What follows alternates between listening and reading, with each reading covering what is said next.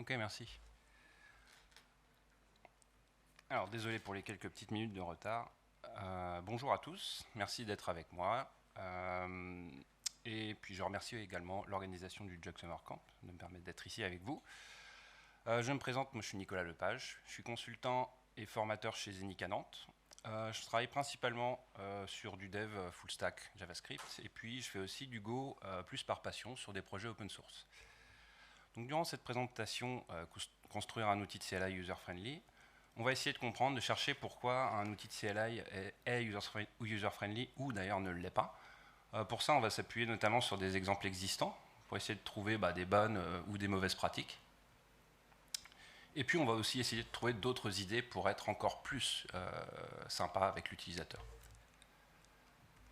Petit disclaimer avant d'aller plus loin, dans cette presse, je n'aborderai pas les outils hautement interactifs comme les éditeurs de texte, comme Vim par exemple, ou les REPL, comme les clients de base de données.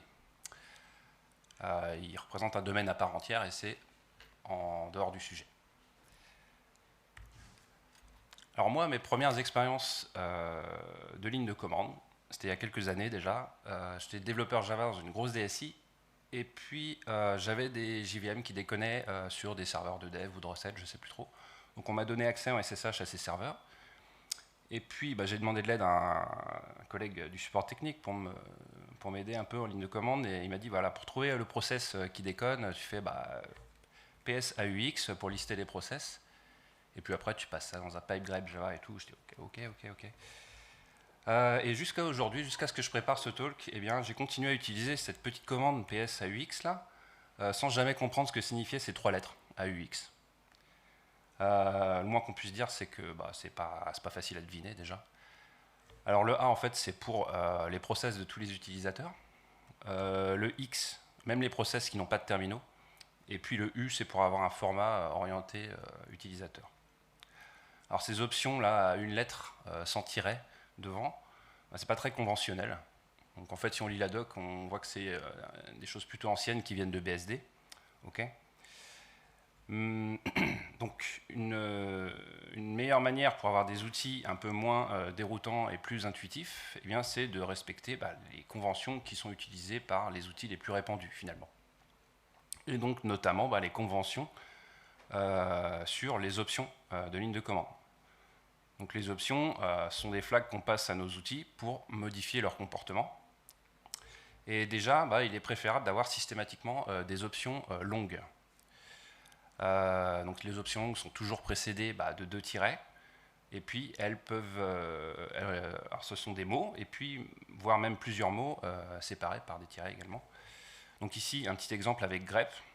On fait une recherche avec l'option inner case, donc en ignorant la casse. Invert match pour inverser le résultat, on aura uniquement les lignes qui ne correspondent pas. Et puis count pour avoir le nombre de ces lignes. Donc le nombre de lignes ne contenant pas needle dans stack.txt en ignorant la casse. Déjà, c'est beaucoup plus clair que les options à une lettre sans tiret. On comprend un peu mieux ce qu'on fait. D'ailleurs, ça peut être pas mal d'utiliser les options longues comme ça quand on écrit des scripts pour automatiser des choses. Comme ça, quand on ouvre le script, on comprend ce qui se passe. Il est aussi de bon goût d'avoir des options courtes qui correspondent à ces options longues. Alors après, c'est pas obligatoire. En général, c'est pour les options les plus utilisées. Donc celles-ci, elles sont précédées d'un seul tiret, puis elles sont à une lettre. On peut simplement du coup remplacer nos options longues par des options courtes. C'est très pratique quand on n'est pas en train d'écrire des scripts et qu'on a besoin d'aller vite. Et on peut même les grouper ensemble derrière un seul tiret. Dernière convention, on s'attend souvent sur des outils de ligne de commande à trouver des options usuelles, telles que -version pour avoir la version, ou encore le -help avec sa version courte -h. C'est quelque chose qu'on s'attend à avoir sur tout outil de ligne de commande. Donc ça fait quand même quelques critères à respecter déjà concernant les options d'outils de ligne de commande. Mais bon, ça nous garantit d'avoir des outils qui auront le mérite de ne pas dérouter les utilisateurs. Donc, comme je le disais, les options permettent de modifier le comportement d'un outil, mais le piège à éviter, on va prendre un petit exemple pour ça, qui s'appelle Pacman. Pacman, c'est le gestionnaire de paquets d'Arch Linux. Et il a la particularité d'utiliser les flags. Donc les flags, c'est tout ce qui est précédé d'un ou deux tirets, comme des opérations, comme ça qu'il appelle ça dans la doc, En fait, Pacman est capable de faire beaucoup de choses, installer, désinstaller des paquets, lister les paquets qui sont dans la base distante, etc. Et donc, ce qu'ils appellent une opération, en fait, ce sont des flags. Donc ici, un exemple, moins grand S ou moins sync, pour installer un paquet. Déjà, c'est pas très clair. Mais le gros problème avec ça, c'est qu'en plus, sync, on peut lui donner des options. Et là, il n'y a plus vraiment de distinction entre les opérations, les options. La seule distinction, c'est qu'en flag court, les opérations, elles sont en majuscule. Donc, ok. Tout ça, juste parce que c'est un S majuscule, on sait que c'est une opération, mais c'est tout. Donc ça porte quand même pas mal à confusion. En plus, normalement, on n'est pas obligé de mettre des flags quand on appelle un outil une ligne de commande, alors qu'ici, on doit mettre une et une seule opération. Donc pour un outil qui est capable de faire différentes choses comme ça, il y a une meilleure manière de faire ça, c'est de faire comme Git. Voilà, le gestionnaire de version, qu'on ne présente plus. Git, lui, il a un système de commandes. Par exemple, si je veux afficher l'état d'un dépôt Git, eh bien, j'utilise la commande git status. Si je veux créer un nouveau commit, c'est la commande git commit. Et puis, je peux ajouter des options. Ici, j'ai l'option "-a" pour embarquer tous les modifs que j'avais en local, et "-m" pour préciser mon message de commit. Donc déjà, là, on a une distinction plus claire entre ce qu'est une commande, une option. Une option vient donner des infos en plus à la commande. Elle n'est pas obligatoire. Par contre, la commande, c'est voilà, un mot qui permet de bien savoir qu'est-ce qu'on va faire et qu'on passe en premier paramètre à notre outil. On peut pousser plus loin, comme Docker qui a des groupes de commandes, par exemple. Donc, Docker Image, ce n'est pas une commande à proprement parler, c'est un groupe de commandes. Et après, j'utilise des commandes qui se trouvent dans ce groupe pour tout ce qui se rapporte aux images. Docker Image Build, Docker Image ls pour les lister, etc. Et on peut aller encore plus loin, par exemple Google Cloud, l'outil de ligne de commande G-Cloud, lui, il a une hiérarchie assez énorme de groupes de commandes. Alors, on a parlé de Git et de ses commandes, status, commit, mais il a aussi des défauts, Git. Est-ce que quelqu'un peut me dire à quoi sert Git Checkout? Est-ce que quelqu'un a une idée? Trop de choses. Effectivement, ouais, c'est ça le problème. Si on regarde la doc, Git Checkout permet de changer de branche et aussi de restaurer des fichiers dans mon espace de travail. Donc là, tout le problème est dans le où. Hein. Faire deux choses à la fois pour une commande, c'est pas normal. En plus, le nom n'est pas clair, sans parler de la confusion avec SVN Checkout. Mais bon, c'est un pattern à éviter. On va dire, c'est la commande fourre-tout, quoi. Donc une commande, ça doit avoir un nom clair qui permet de comprendre ce qu'elle fait et un but précis, sinon il faut la découper en plusieurs commandes. Ça a été corrigé dans Git, maintenant il y a Git Switch et Git Restore qui couvrent l'intégralité de ce que faisait Git Checkout. Alors, je ne vous avais pas dit, mais moi-même, j'ai commencé à développer mon petit outil de ligne de commande qui s'appelle Caption. Il permet de créer rapidement des mimecats, donc des images de chats avec une phrase en haut ou en bas. J'ai respecté tout ce qu'on a dit jusque-là, assez scrupuleusement. Des options longues, courtes. Bon, j'ai pas de commande parce que c'est un petit outil et il sait faire qu'une seule chose. Le voici en action. Donc je lui donne en premier paramètre le fichier sur lequel je souhaite ajouter du texte. J'utilise l'option "-b" pour mettre un texte en bas, pour "-bottom en fait. Il me dit qu'il a écrit dans un fichier out.jpg et puis j'utilise une autre petite commande pour ouvrir le fichier et voir le résultat. Ok, c'est déjà bien, mais comment aller plus loin pour que ce soit plus sympa, plus facile à utiliser? Une première étape, une première idée, ça peut être l'intégration avec l'OS. Les OS, ils ont beaucoup de fonctionnalités, et ça peut être intéressant de s'appuyer dessus. L'idée, c'est de faire un petit peu sortir notre outil du cadre de la ligne de commande. Donc pour Caption, par exemple, l'idée, ça va être d'ouvrir le fichier qui a été généré automatiquement. Comme ça, j'aurai plus à taper une commande supplémentaire pour le faire. Pour ça, on peut s'appuyer, par exemple, sur Windows. Il y a la commande start qui permet de demander à Windows, en lui donnant un chemin de fichier, de l'ouvrir avec le programme prévu par défaut pour ce type de fichier. Il y a des équivalents sur macOS et Linux, donc voilà, on peut s'appuyer là-dessus pour faire ça. En plus, ça fonctionne pour tout type d'URL. Si vous avez un outil qui démarre un serveur HTTP, vous pouvez lui donner une URL HTTP. C'est déjà plus sympa. Voilà, un deuxième exemple. Et du coup, j'utilise ma commande et je vois tout de suite le résultat. Par contre, il ne faut pas perdre de vue qu'un outil de ligne de commande, c'est aussi utilisé pour automatiser des choses, écrire des scripts. Donc il est important de pouvoir désactiver ce type de fonctionnalité. Pour ça, un moyen simple, c'est d'ajouter une option. Là, j'ai mis un « open » qui est par défaut à vrai, et j'ai juste à la passer à false pour désactiver cette fonctionnalité. Alors, un autre moyen de rendre notre outil plus sympa, c'est de le rendre configurable. Configurable dans le sens un petit peu à la manière de Git. Git, vous devez configurer votre nom, votre email pour pouvoir faire un commit, peut-être votre clé SSH, etc. Avec la commande git config, etc.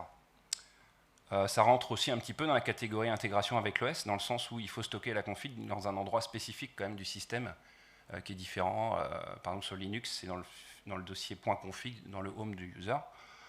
Donc pour Caption, ça va se traduire comment? J'aimerais configurer mes dossiers d'images de chat, dans lesquels il va aller piocher quand je vais vouloir générer un Mimkat.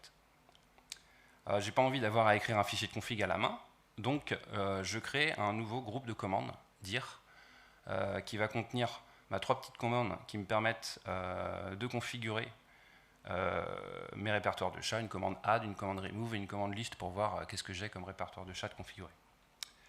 Donc c'est top, j'ai plus à mettre le chemin complet du fichier, juste le nom, et puis mon outil va se charger de trouver le bon dossier dans lequel se trouve le fichier.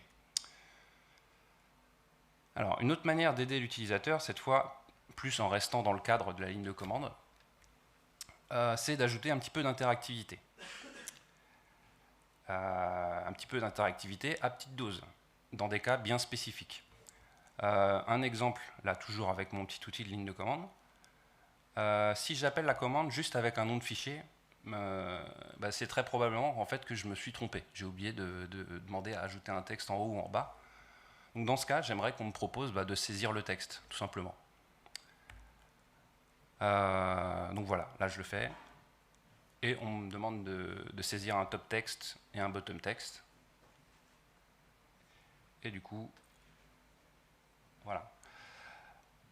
Encore une fois, il ne faut pas perdre de vue qu'un outil de ligne de commande peut servir pour faire de l'automatisation. Donc pour éviter tout problème, il faut vérifier, là ce qui est important, c'est de vérifier que l'entrée et la sortie standard sont bien attachées à des terminaux. Et si ce n'est pas le cas, il faut désactiver ce type d'interactivité.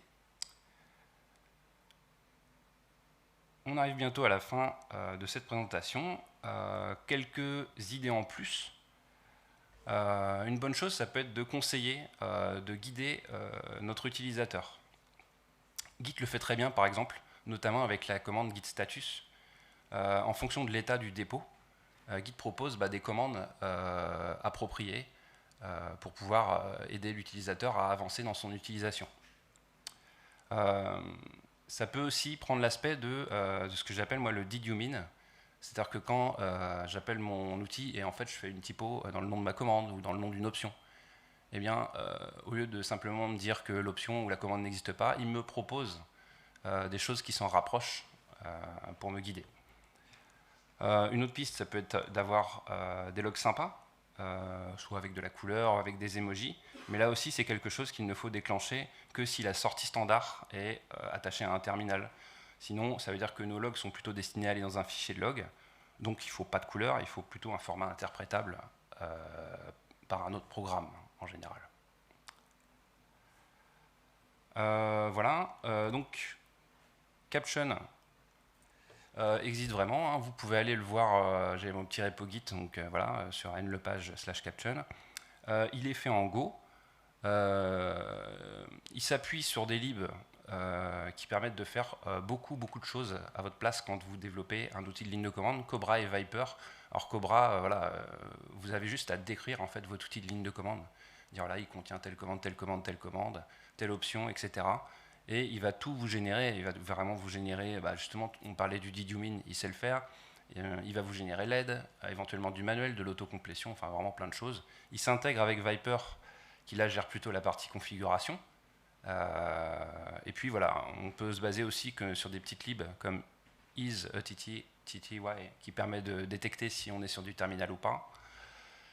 Et aussi, bien évidemment, les packages OS et OS exec de la bibliothèque standard, par exemple, pour connaître le dossier où on doit stocker la configuration de l'utilisateur. Bien sûr, on peut faire la même chose dans d'autres langages. Voilà quelques exemples de lib qui peuvent vous aider à construire un outil de ligne de commande. Et voilà. Pour conclure, moi j'aimerais juste vous donner mon PS AUX idéal à moi. Ce serait plutôt un process list-all users et puis avec même une option -filter pour éviter d'avoir à faire un pipe grep, quoi. Ça, ce serait quand même cool. Et voilà, les slides sont dispo à cette URL. Merci.